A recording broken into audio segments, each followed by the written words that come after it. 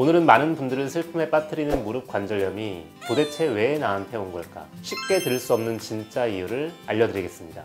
안녕하세요. 튼튼바디 하니어 신영길 원장입니다. 우리 몸은 매일 한쪽에서는 파괴되고 동시에 한쪽에서는 새로 만들어지면서 현 상태를 유지하고 있는데 그걸 항상성이라고 합니다. 연골도 원래는 닳아 없어지기만 하는 게 아니라 합성과 파괴가 동시에 일어나면서 항상성을 유지하고 있거든요. 그런데 노화가 진행될수록 관절을 구성하고 있는 결합 조직이 파괴되는 속도가 빨라지거나 합성되는 속도가 느려집니다.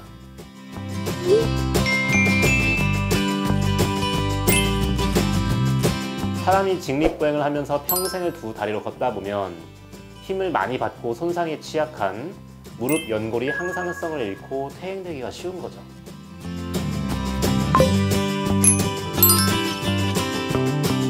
일단 노화와 가장 관련이 깊긴 합니다.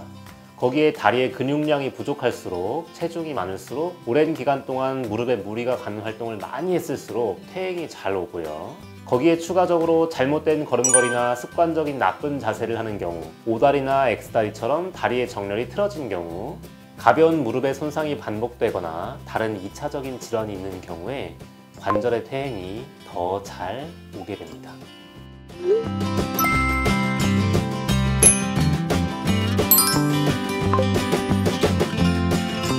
연골의 신진대사 과정에서 단백 분해 요소가 활성화되고 영양 공급이 줄어들면서 연골 세포의 복원력을 잃어버리는데 사실 여기까지는 나이 들수록 누구나 오는 거거든요. 그런데 연골뿐만 아니라 관절을 구성하고 있는 인대와 힘줄, 근육 등등이 함께 퇴행이 되고 통증과 기능장애가 생기는 것이 퇴행성 관절염입니다. 퇴행성 관절염은 연골 하나만의 문제가 아니라 관절의 모든 결합 조직의 손상과 퇴행이 진행되어서 생기는 질환이에요. 연골도 회복이 되어야 하지만 인대, 힘줄, 근육 모든 부분이 회복이 되지 않으면 안 되는 거죠. 그게 바로 우리가 관절염의 치료에서 교지를 공급하고 관절을 구성하고 있는 결합 조직 전체를 재생시키고자 하는 이유예요. 연골과 함께 인대, 힘줄과 같은 관절 조직이 튼튼해질 수 있다면 나이가 많아도 퇴행성 관절염으로 고생하지 않을 수가 있습니다.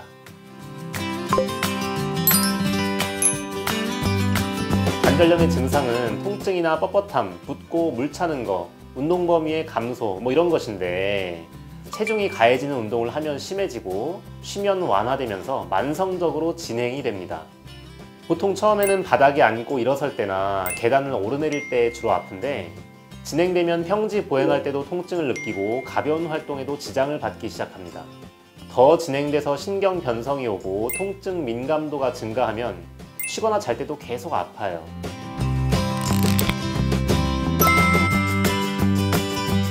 퇴행성 관절염의 자가 진단 체크리스트를 알려드릴게요. 보통 50대 이상에서 나이가 들수록 점점 불편한 느낌이 점점 커집니다. 활동 후에 더 아프고 쉬면 덜해져요. 계단에서 평지에서 체중이 실릴 때 아프고요. 양반다리를 하거나 쭈그려 앉는 등 무릎을 굽힐 때 아프거나 끝까지 안 굽혀집니다. 아침에 뻣뻣한 경우도 있고요. 심하면 붓는 경우도 있는데 물 찼다고 하죠. 오랫동안 진행되면 허벅지 근육이 위축되고 관절이 변형되면서 무릎만 볼록해집니다. 학슬풍이라고 하죠.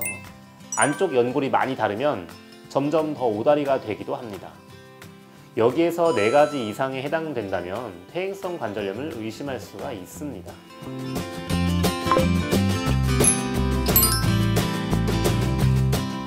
퇴행성 관절염은 말 그대로 진행성입니다. 당장에는 통증이 문제지만 결국에 가서 걷냐 못 걷냐 하는 건 인생의 문제거든요. 그런데 이게 눈앞에 통증만 치료를 하다 보면 상당수에서 안 아픈 사이에 계속 진행이 됩니다. 그땐 연골뿐만 아니라 주변의 인대와 근육도 손상이 되고 근육이 말라서 악순환에 빼지면 관절이 변형되고 말초 신경 변성이 오면 염증이 없어도 밤새도록 아파요. 퇴행성 관절염 증상이 있으면 관절염이구나 하고 알 수가 있는데 많은 분들이 통증만 없어지면 이제 괜찮구나 하고 중요한 시기를 놓치게 됩니다. 그게 바로 우리가 통증 자체보다 근본 치료와 유지 관리를 더 중요하게 생각하는 이유입니다. 너무 늦기 전에 증상을 간과하지 않고 좋은 치료를 시작하신다면 조금 늦었다 싶더라도 더 늦기 전에 좋은 치료를 시작하신다면 미래의 통증까지 줄이고 진행을 최소화하는 것이 불가능하진 않습니다.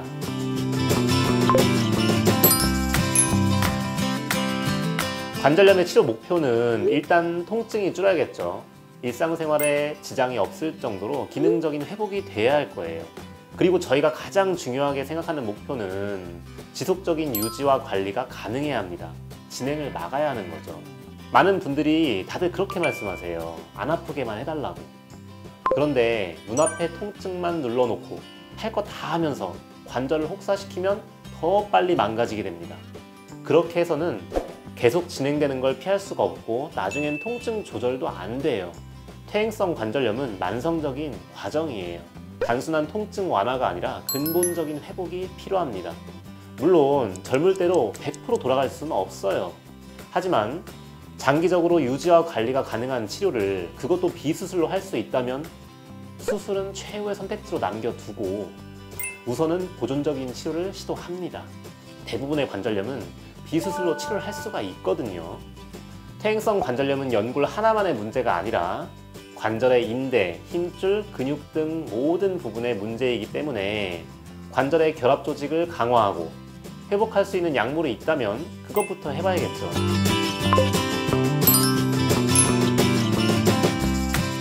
치료를 위해서 필요한 것은 우선 신체 전반적인 회복력을 정상화시켜야 되고요. 연골 한약 백절탕으로 연골 파괴 효소를 차단하는 동시에 연골을 구성하고 있는 교질을 풍부하게 공급해 줍니다. 보골환은 백절탕의 흡수와 작용을 더욱 촉진해 줄 거예요. 그와 동시에 복약침으로 염증 인자를 억제하고 생체 반응을 촉진하면서 신경독 효과로 통증 민감도를 떨어뜨립니다. 이런 식으로 적극적이고 근본적인 치료를 함으로써 당장의 통증 완화뿐만 아니라 장기적으로 유지와 관리가 가능한 관절 자체 회복을 목표로 합니다.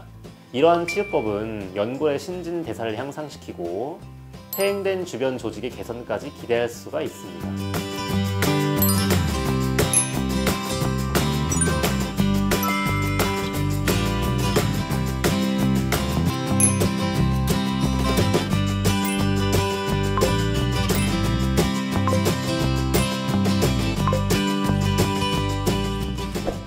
오늘은 많은 분들이 인생의 갈림길에서 만난 연골한약 백절탕, 일반적으로 얼마나 드시면서 어떻게 나아졌는지 솔직하게 말씀드리겠습니다.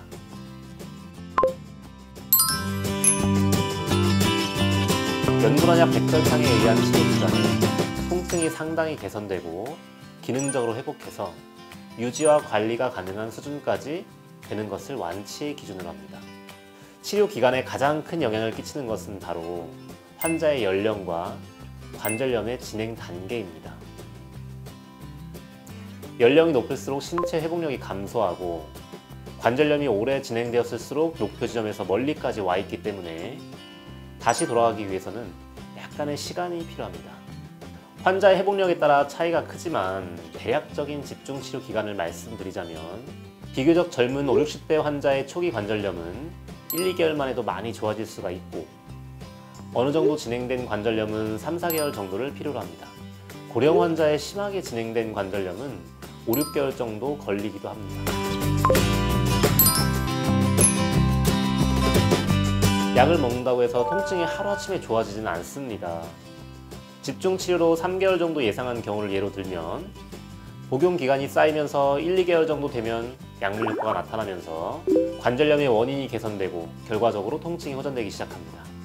2, 3개월 정도에서 다리에 힘이 붙으면서 일상생활이 상당히 회복됩니다.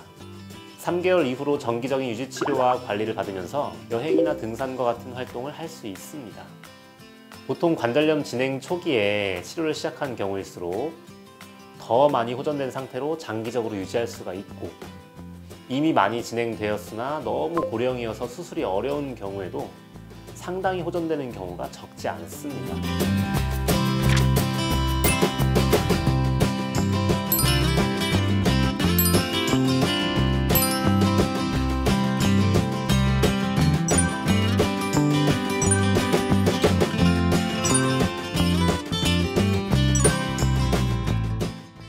내 몸에 정말로 치료가 필요한 상황이라면 몇 달의 시간을 투자해서 이후 몇 년의 시간을 살릴 수도 있습니다.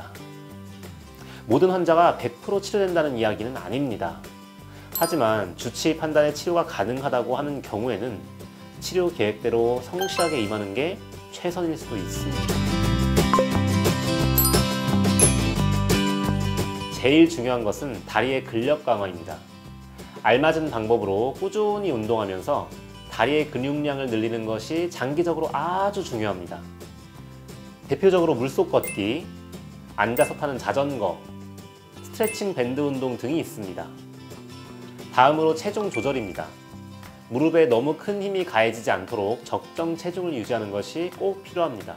관절이 안 좋았던 분들은 운동으로 체중 감량을 하려면 관절에 무리가 가기가 쉽기 때문에 식단 조절과 다이어트 한약과 같은 좀 더 안전한 방법이 필요합니다. 다음으로 무리가 가는 활동은 조금 줄이시는 게 좋습니다.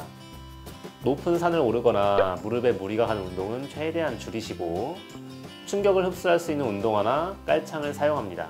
활동 전에는 온찜질로 관절을 이완시키고 활동 후에는 냉찜질로 염증 반응을 최소화합니다. 다음으로 좌식 생활보다는 입식 생활이 좋은데요. 좌식 생활에서 책상 다리, 쪼그려 앉기 등은 관절 내 특정 부분에 압력을 집중시키기 때문에 매우 좋지 않습니다. 또한 바닥에 앉았다 일어났다 하는 동작 자체도 무릎에 좋지 않기 때문에 입식 생활을 하면서 무릎의 부담을 줄여주는 것이 좋겠습니다. 치료 효과를 유지하기 위한 어느 정도의 유지 치료도 필요합니다. 통증이 없더라도 주기적인 복약침 치료로 꾸준한 관리를 하시는 것이 훨씬 좋습니다. 예방적 차원에서 주기적으로 백절탕을 복용하는 것은 관절의 건강 유지에 아주 큰 도움이 됩니다.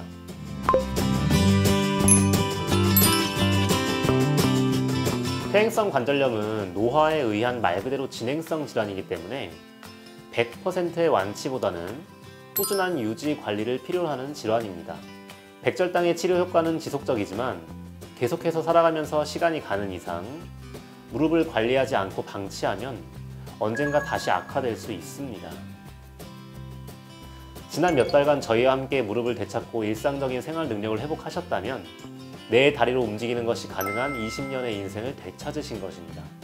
지금 당장 아프지 않다고 해서 잊어버리지 마시고 꾸준한 관리를 통해서 관절 건강을 잘 유지하시기를 간절히 바랍니다.